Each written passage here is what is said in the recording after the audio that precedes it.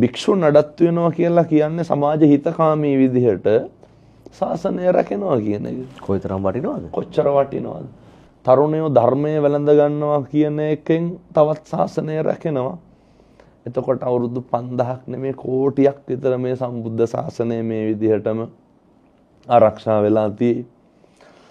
දැන් අර අය ඇහුවනේ මේ රටක් වැළඳ ගත්ත තථාගත වචනයනේ අචින්තිතම්පි භවති චින්තිතම්පි විනස්සති.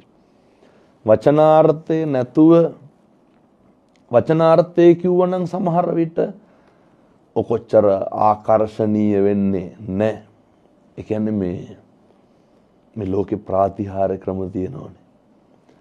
ඒ අතර විශිෂ්ට ප්‍රාතිහාර ක්‍රමයක් තමයි ඔය දේශනා ප්‍රාතිහාර කියන්නේ. ඒක හරි විශ්මිතයි. දේශනා ප්‍රාතිහාරයේදී පුළුවන් තථාගතයන් වහන්සේ බණ කියනකොට කොහොම තියෙන්නේ නැද්ද? ඒ උන්වහන්සේගේ අසංකේය වූ කල්පලක්ෂ 4ක් පෙරම් පුරලා ඒ ලබාගත් අවබෝධය තුලින් සිද්ධ කළ දේශනාවන් වලදී අපි සංසාරේ කවදා හරි පින් කරන්න ඕන බුදු කෙනෙක් ඉස්සරහ බණ ටිකක් අහන්න. කෙසේ හෝ වේවා ඒ දේශනා ප්‍රතිහාරය කියන එක හරි වැදගත්. දේශනා විලාසය කියන එක හරි වැදගත්. එතනදී මම දේශනා කරන්නේ මේ කවදාවත් මේ ලෝකේ හිතන දේ වෙන්නේ නැහැ වෙන දේ හිතා ගන්න බෑ. ඇත්තනේ.